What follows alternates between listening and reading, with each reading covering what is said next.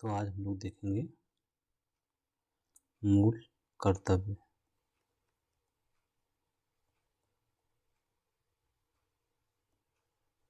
English में fundamental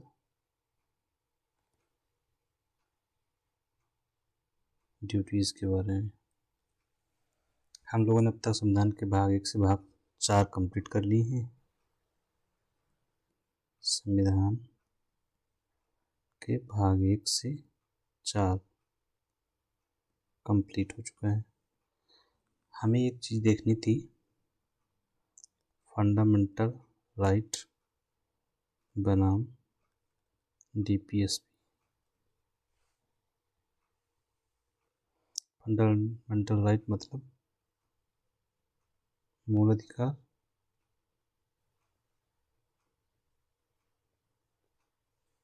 और DPSP राज्य के नीति निर्देशक तत्व।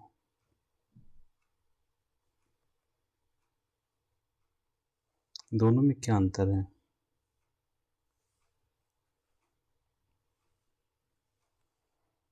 तो मूल अधिकार क्या है? प्रवर्तनीय है,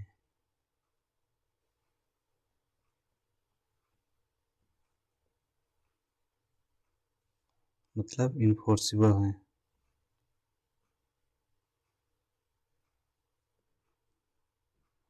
इन्फोर्सिबल है या न्याय योग्य है।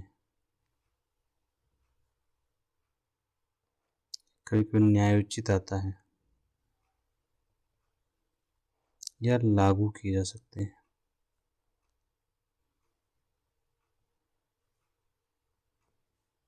सब एक ही बातें हैं, लागू करवाए जा सकते हैं। कहाँ से? सुप्रीम कोर्ट या हाई कोर्ट से। डीपीएसपी क्या है? नहीं है। क्या? प्रवर्तनीय है, मतलब आपका उल्लंघन होता है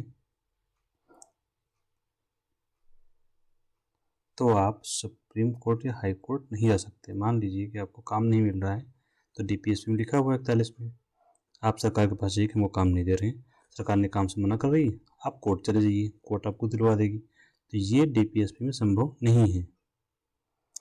जबकि वही मूल अधिकार में आपको कुछ अगर दिया गया है भाग 3 में, तो उसको आपको नहीं मिल रहा है तो आप सुप्रीम कोर्ट जा सकते हैं। यही है दोनों के बीच का मूलभूत अंतर। ठीक है, अंतर के नाम पर आप ये लिख सकते हैं कि मूल अधिकार यूएसए के संविधान से लिए गए हैं,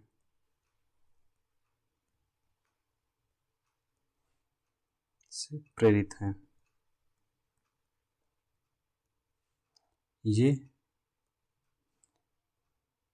ये कहाँ से प्रेरित हैं? ये आयरलैंड के संविधान से प्रेरित हैं।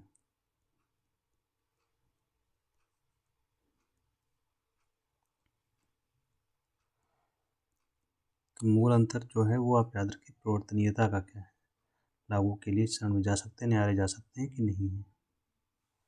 ठीक है,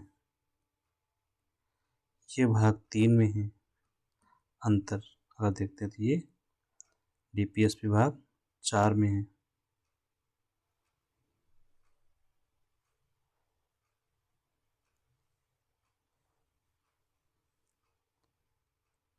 और मूल अधिकार जो है व्यक्ति की भलाई के लिए है। ठीक है, और यहाँ पर जो आपके लिए जो ज़्यादा जानना जरूरी है, लागू करवाने की बात, वही ज़्यादा ज़रूरी है। बाकी बातें आपके लिए ज़रूरी उतनी है नहीं। इसमें एक पॉइंट अगर चाहें तो हम लोग लिख सकते हैं कि जो फंडामेंटल राइट्स हैं वो हमें स्वतः ही प्राप्त हो जाते हैं। फंडामेंटल राइट्स या मूल अधिकार स्वतः प्राप्त हैं।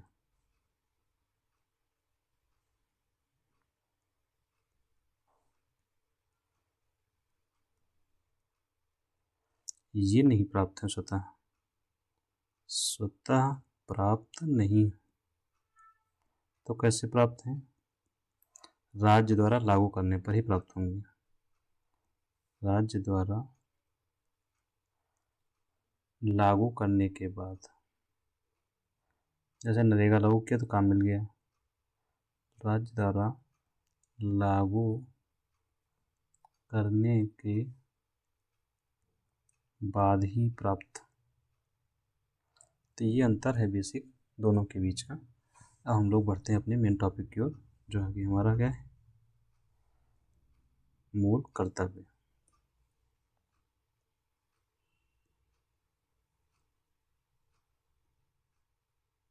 Fundamental duties. तो फंडामेंटल ड्यूटीज़ के बारे में क्या है, इसके बारे में जो पहली बात है, मूल संविधान में इनका वर्णन नहीं। मूल संविधान में शामिल नहीं थे, मतलब बाद में शामिल किए गए।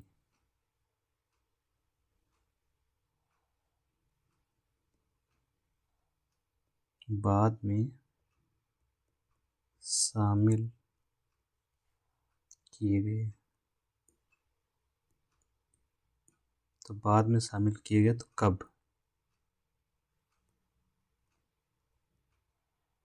और कैसे, इसका जवाब हो जाएगा मूल अधिकार 42वें संशोधन द्वारा।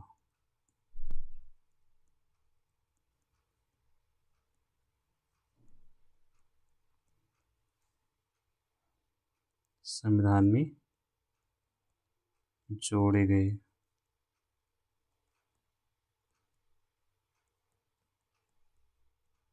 ठीक है, 42वें संशोधन द्वारा संविधान में जोड़े गए। कब, ये संशोधन कब हुआ था, ये हुआ था 1976 में। तो कब जोड़े गए, 1976 में जोड़े गए। ठीक है,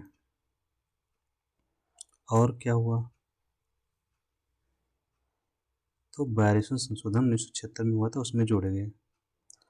42वां संशोधन जो था, इसके बारे में क्या किया इसने जोड़ने के लिए, मूल अधिकार मूल कर्तव्यों को संविधान में एक भाग 4A जोड़ा गया।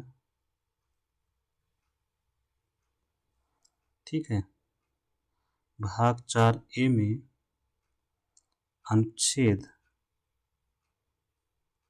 51A जोड़ा गया।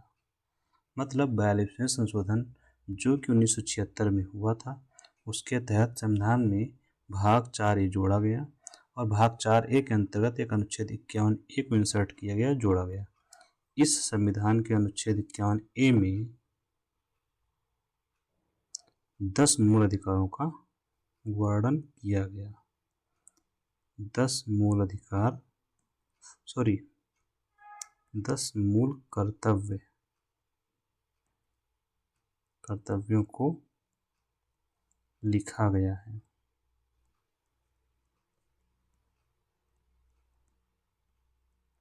तो 10 मूल कर्तव्य लिखे गए।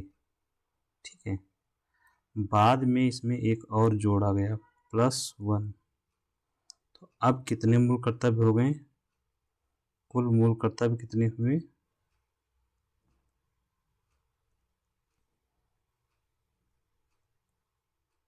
कुल मूल कर्तव्य हो गए आपके 11।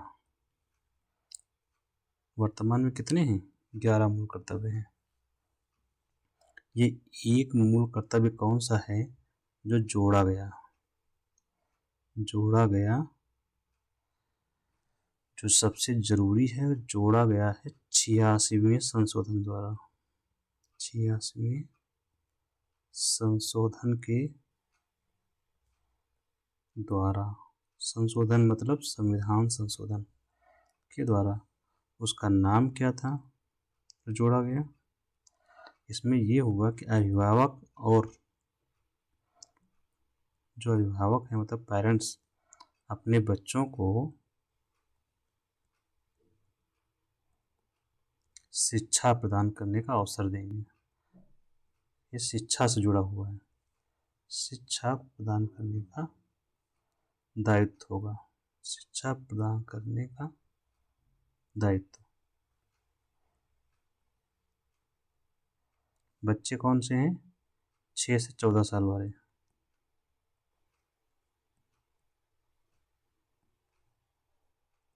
ठीक है, इसको जोड़कर 11 हो गए थे। यहाँ एक चीज़ और आप लोग समझिए, 86वें संशोधन के द्वारा क्या क्या हुआ था, एक साथ इकट्ठा रहेगा, उसको नोट में आप लोग लिख लीजिए।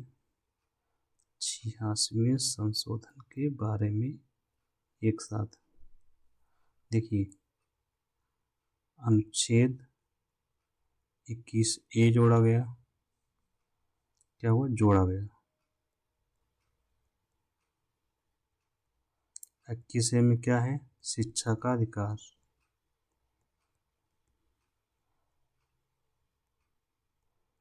शिक्षा का अधिकार किसको? बच्चों को, 6 से 14 साल के। दूसरा आर्टिकल जोड़ा गया, अनुच्छेद 45। उसमें 6 साल से कम साल उम्र के जो बच्चे हैं, 6 साल से कम, उनको शिक्षा और उनकी केयर। और इसी 86वें के द्वारा जोड़ा गया एक आपका मूल अधिकार, अनुच्छेद 51A में एक मूल कर्तव्य जोड़ा गया। अधिकार नहीं जोड़ा गया, मूल कर्तव्य जोड़ा गया। अब हमने आपको इसलिए बता दिया कि ये क्वेश्चन घुमा घुमा के आता है इसी में कि 86वें संशोधन के द्वारा कौन सा अनुच्छेद जोड़ा गया, तो आपको बताया गया।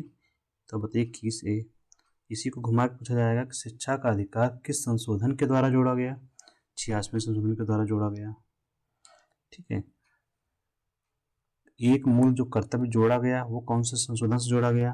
आप बताएंगे 86वें संशोधन से जोड़ा गया, उस 51A में जो किया गया। इस तरह से ये आता है इसमें। ठीक है, अभी हम लोगों ने 10 मूल कर्तव्य से कुल मूल कर्तव्य कितने हो गए, तो हम एक लोग पॉइंट लिख लेते हैं कि वर्तमान में मूल कर्तव्यों की संख्या कितनी है? वर्तमान में मूल कर्तव्य हैं कितनी? 11। ये सवाल खूब आता है कि मूल कर्तव्य कितने हैं वर्तमान में। शुरू में कितने थे ये भी आता है, कब जोड़े गए ये भी आता है। एक क्वेश्चन और जो इसमें से पूछा जाता है वो ये है कि किस कमेटी की अनुशंसा पर मूल कर्तव्य जोड़े गए? कौन सी समिति?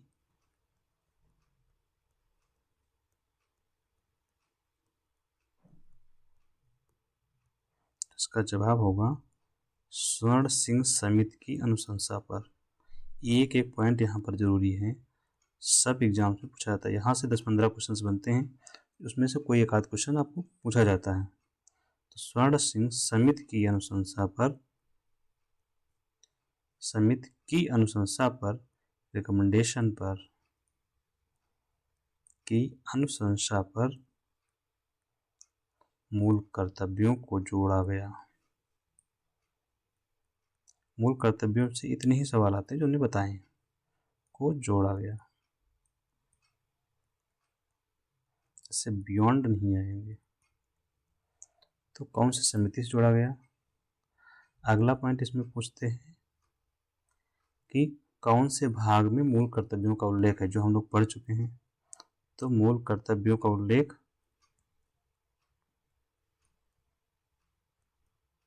मूल कर्तव्यों का उल्लेख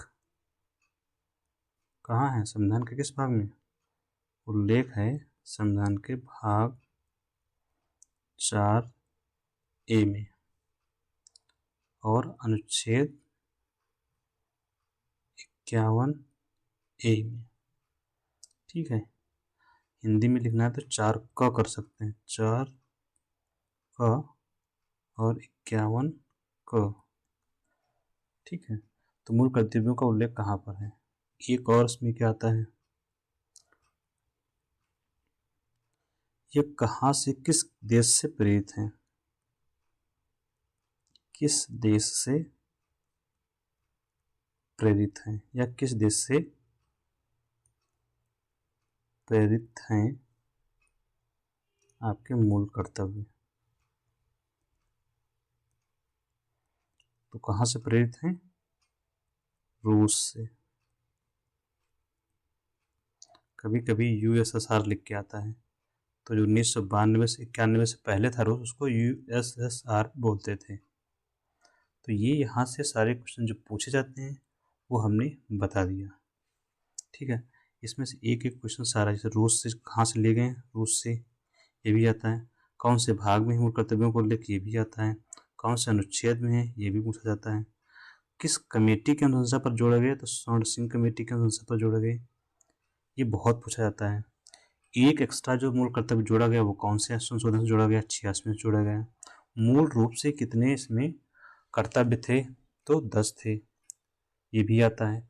वर्तमान में कितने हैं, 11, ये भी आता है। एक क्वेश्चन ये भी आता है कि मूल कर्तव्यों का उल्लेख क्या मूल संविधान में था, जब शुरू में बना था संविधान, वही मूल संविधान है उसमें था, तो उसमें नहीं था, बाद में जोड़े गए। ठीक है, तो ये मूल कर्तव्यों के बारे में आपके जो क्वेश्चन आते हैं वो यही है। इसमें अब आपको जो जानना है, मूल कर्तव्य बेसिकली होते क्या हैं, ये नागरिकों पर दायित्व हैं। मूल कर्तव्य क्या हैं, नागरिकों के दायित्व हैं।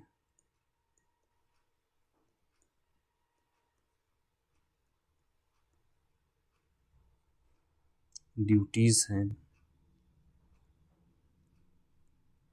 राज्य के प्रति।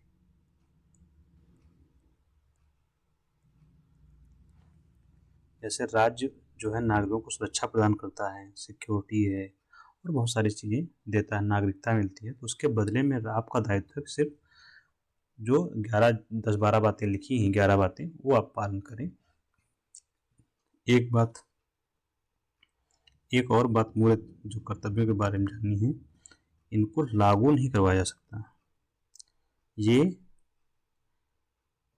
न्यायोचित नहीं है। कभी कभी न्यायोचित आता है लेकिन उचित नहीं शब्द लग रहा है, इसका सही शब्द है न्यायोचित नहीं, बेहतर शब्द है इन्फोर्सिबल या प्रवर्तनीय।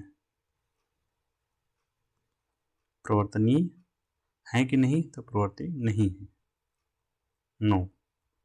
मतलब ये कि अगर आप किसी कर्तव्य का पालन नहीं करते हैं तो उसके खिलाफ सुप्रीम कोर्ट नहीं जा सकता कोई, या राज्य आपके खिलाफ कोई एक्शन नहीं ले सकता या दंड नहीं दे सकता।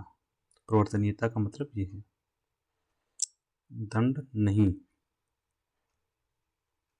ठीक है, राज्य आपके खिलाफ कोई एक्शन नहीं ले सकता है, बस ये आपको करना चाहिए, ऐसा अपेक्षा है राज्य के द्वारा, सरकार के द्वारा। तो न्यायोचित वाला या प्रवर्तनीय करके क्वेश्चन आता है। न्यायोचित ज़्यादा उचित शब्द नहीं लग रहा है, प्रवर्तनीयता ज़्यादा इन्फोर्सिबल बोलते हैं, या लागू नहीं करवा सकते हैं, अच्छा शब्द है। और क्या, लागू करवा सकते हैं, कि नहीं करवा सकते, लागू नहीं करवा सकते। ठीक है, अब हम लोगों ने मूल कर्तव्य के बारे में जो क्वेश्चन आते थे वो हमने पढ़ लिए। अब हम मूल कर्तव्य लिख लेते हैं और जो 11 हैं वो, ताकि हमें एक अंडरस्टैंडिंग मिल जाए कि है क्या, क्योंकि एक दो बार यहाँ से पूछ लिया था कि निम्न में से कौन सा मूल कर्तव्य है या कौन सा नहीं है।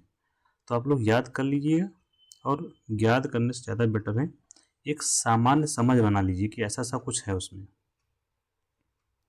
तो प्रत्येक नागरिक का यह कर्तव्य होगा कि वह संविधान का पालन करे।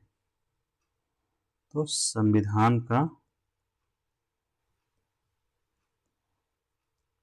पालन करना प्रत्येक नागरिक का कर्तव्य होगा कि वह संविधान का पालन करे। और राष्ट्रध्वज है, राष्ट्रगान का आदर करें, राष्ट्रध्वज, राष्ट्रगान का आदर करें, जो हम लोग सामान्य रूप से बचपन से पढ़ रहे हैं, राष्ट्रगान का, राष्ट्रध्वज का आदर करें। आपके लिए जो नया क्या है यहाँ पर, संविधान का आदर करें। संविधान आप लोग जान ही गए होंगे शुरू में, नहीं जानेंगे तो धीरे धीरे जान जाएंगे। तो इसका क्या करना है, आदर करना है, वही संविधान जिसमें कितने भाग हैं? भाग हैं 22 और अनुच्छेद कितने थे? 395। इसी संविधान का आदर करना है। ठीक है, एक बात ये हो गई। दूसरा कर्तव्य आपका कौन सा है? जब हमारा देश स्वतंत्र हुआ तो राष्ट्रीय आंदोलन को पहले आप लिख लीजिए, फिर समझाते हैं। राष्ट्रीय आंदोलन को प्रेरित करने वाले जो आदर्श हैं, प्रेरित करने वाले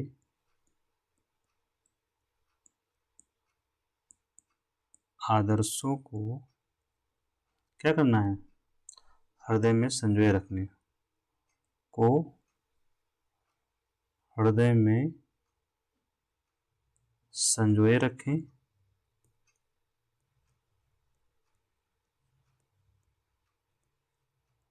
और उसका पालन भी करें। ये आप सबका दायित्व है।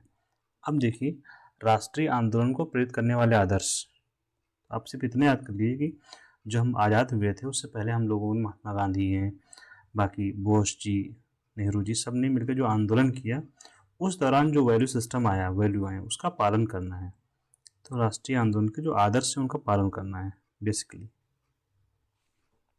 ठीक है, तीसरा है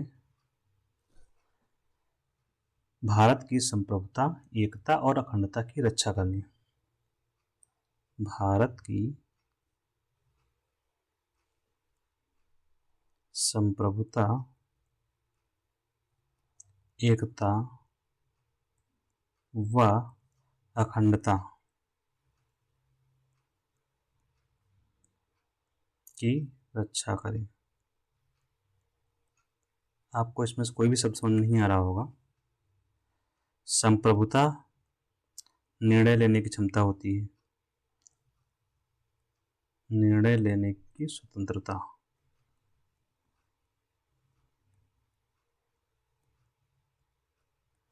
एकता आप लोग जानते ही।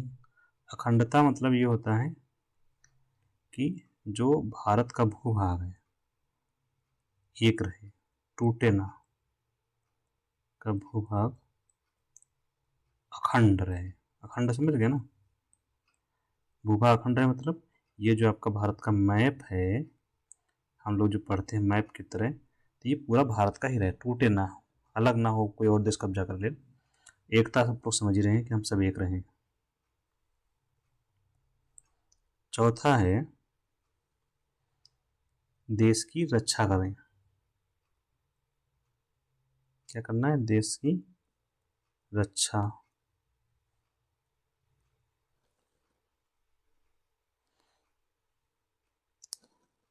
समरसता और समान भ्रातृत्व की भावना का विकास, समान भ्रातृत्व एवं समरसता का विकास। समरसता नहीं, समरसता है, समरसता का विकास। तो मेन जो शब्द है, समान भ्रातृत्व, समरसता, देश की रक्षा, ये पढ़िए, क्योंकि वहां पर यही शब्द आएंगे और इसी से आपको पकड़ लेना है। पीसीएस में तो विशेष रूप से आ ही चुका है, कई बार आ रहा है, मल्टीपल टाइम्स आ चुका है। मूल कर्तव्य दे दिए जाते हैं 4, कौन सा नहीं है। छठा है सामासिक संस्कृति और गौरवशाली परंपरा का समझें।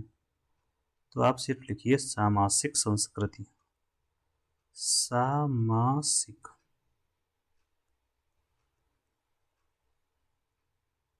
संस्कृति और गौरवशाली जो परंपरा है। परंपरा मतलब हमारे देश में जो भी परंपराएं हैं हमारी अपनी, उनको सामासिक संस्कृति और गौरवशाली परंपरा को महत्व को समझना और उसको परिरक्षण करना, कि सुरक्षा करना, या परिरक्षण शब्द है, आप सुरक्षा समझ लीजिए। ठीक है, आपको लगाना है क्वेश्चन तो आप उतना ही समझिए, इतना आप लगा सकते हैं। अगला है नेचर से जुड़ा हुआ है, प्राकृतिक पर्यावरण की रक्षा करें। इतना ही पूछा जाता है, आप इतने ही पकड़िएगा बस शब्द जितना आता है। प्राकृतिक पर्यावरण की रक्षा, इसका मतलब सिर्फ इतना है। प्राकृतिक पर्यावरण क्या होता है? जो पेड़ पौधे हैं, तो जो पेड़ पौधे हैं उन्हीं की वन्य जीव, ये सब चीज़ें इसमें आ जाएंगी। आपकी हवा, पानी, ये सब प्राकृतिक पर्यावरण है, उसकी आपको रक्षा करनी। जंगल, जंगल, जमीन। 8वां, ये सबसे ज़्यादा जरूरी है, कई बार आया है, जो जहाँ पर डाउट होता है, इस पर आप लोग ध्यान दीजिएगा। वैज्ञानिक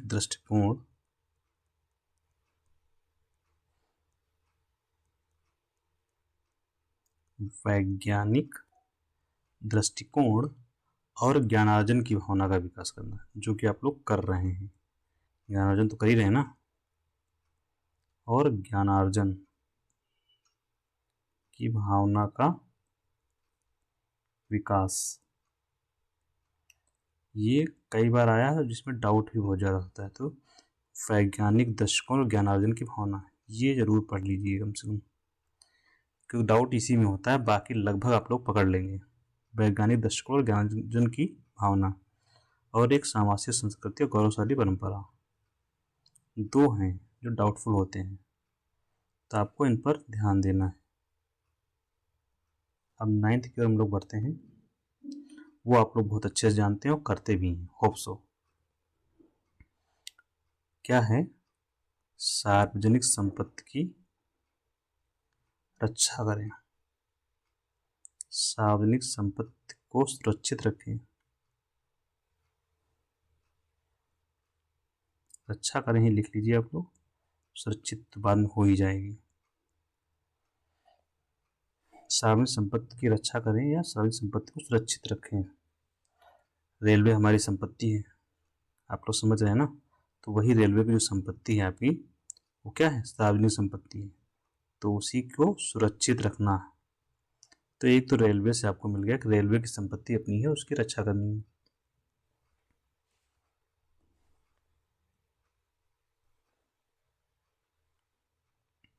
10 नंबर क्या है? व्यक्तिगत और सामूहिक गतिविधियों के सभी क्षेत्रों में उत्कर्ष। ये इम्पोर्टेंट नहीं है, लिख देता हूँ, याद हो जाए तो अच्छा है, नहीं तो कोई ज़रूरत खास नहीं पड़ने वाली। व्यक्तिगत एवं सामूहिक गतिविधियों के सभी क्षेत्रों में, व्यक्तिगत गतिविधि कौन सी है? जैसे कि आप व्यक्तिगत खेल खेल रहे हैं, पढ़ाई करते हैं, एंटरप्रेन्योरशिप कर रहे हैं, ये सब व्यक्तिगत गतिविधियाँ हो गई।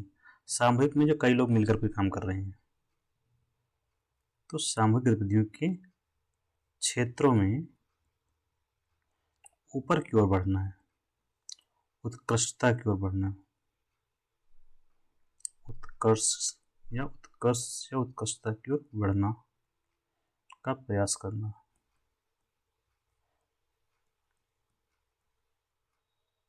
ठीक है, अब बचा आपका 11वां और अंतिम, जो जोड़ा गया था कौन से अमेंडमेंट से? लास्ट 86वें संशोधन से जोड़ा गया था। माता पिता या अभिभावक 6 से 14 वर्ष के बच्चों के हेतु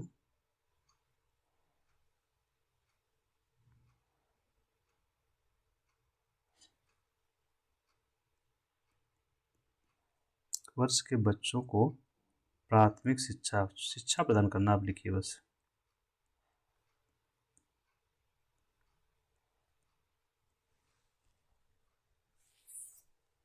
तो ये कौन से अमेंडमेंट से जोड़ा गया था? 86वें संशोधन द्वारा।